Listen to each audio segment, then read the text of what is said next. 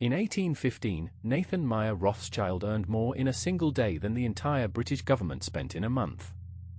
The mechanism that created this fortune remains largely invisible today. The story begins in Frankfurt, Germany. In 1760, Mayer Rothschild opened a banking house in the cramped Jewish quarter. He had no inherited wealth, no aristocratic title, and no obvious advantage. What he had was a system. He trained his 5 sons, Nathan, James, Salomon, Karl, and Amschel, and placed them strategically across Europe's financial capitals, London, Paris, Vienna, Naples, and Frankfurt.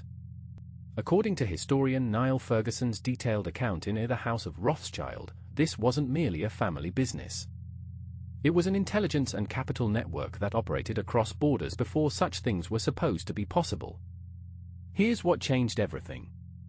During the Napoleonic Wars, the British government needed to finance its military operations across Europe.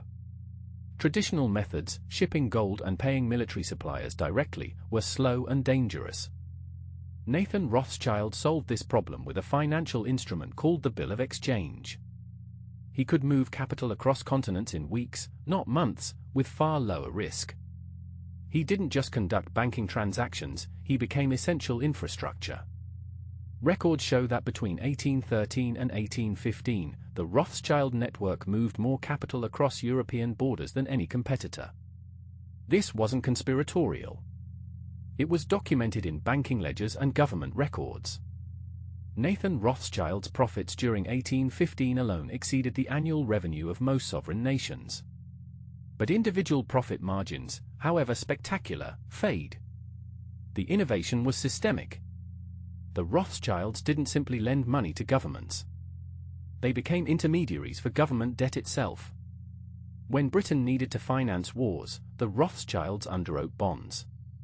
When Prussia modernized its infrastructure, Rothschild capital funded it.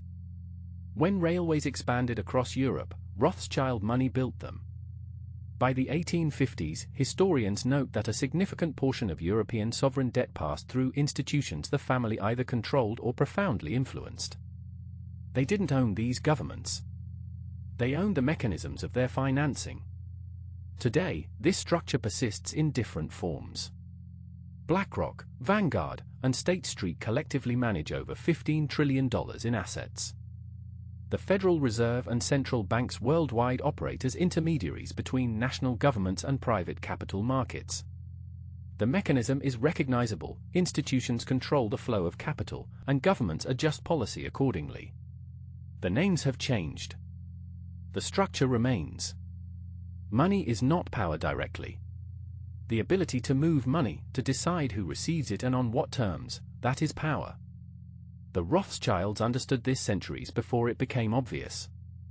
Next week, we examine how central banking structures control geopolitical outcomes, in a video titled The Money Behind the Throne.